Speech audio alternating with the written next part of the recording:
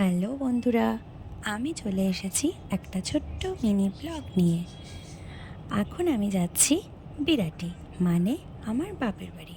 তা চলো, মোটামুটি গাড়িতে উঠে পড়েছি।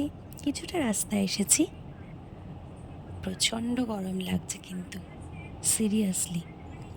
আমি পেছনের সিটে আমার দুই মেয়েকে নিয়ে খুব মজা করতে করতে যাচ্ছি, আর সামনের সিটে আমার হাজব্যান্ড বসেছে। কারণ এতটা রাস্তা যেতে হবে, তাই একটু রিল্যাক্সে বসে যাওয়াই ভালো।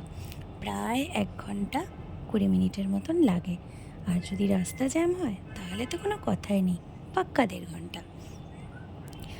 এখন মোটামুটি গড়িয়ার রাস্তাতে উঠে গেছি, কিন্তু সন্ধেবেলা তো বাইপাসে এখনও উঠতে পারিনি। প্রচণ্ড জ্যাম, গড়িয়াতেই প্রচণ্ড জ্যাম। বাইপাসটা হয়তো একটু ফাঁকা পাবো, বাট লেক টাউন থেকে আবার জ্যাম। আশা করছি সেটাই হবে। এয়ারপোর্টে তো অনেকটাই জ্যাম থাকার কথা এই সময়। তো ঠিক আছে, গাড়ির সংখ্যা দেখে বুঝতেই পারছো যে রাস্তা কতটা ব্যস্ত। তাই ব্যস্ত রাস্তা দেখতে দেখতেই আমি মাঝে মধ্যে ঘুমিয়েও পড়ছিলাম, আবার গাড়ির প্রচণ্ড হর্নের আওয়াজে উঠেও যাচ্ছিলাম। এই দেখতে দেখতে কলকাতার শয়ে শয়ে আলোক রোশনাই পেরিয়ে আমি এখন চলেছি বিরাটির উদ্দেশ্যে।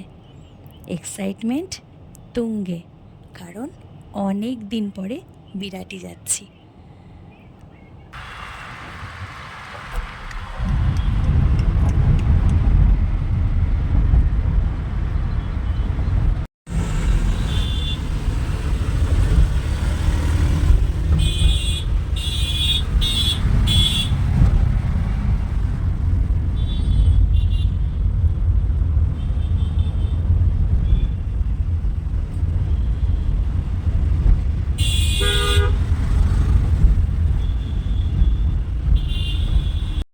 তো ফাইনালি অনেকটা সময় লাগলো, আমি এখন পৌঁছে গেছি বিরাটি।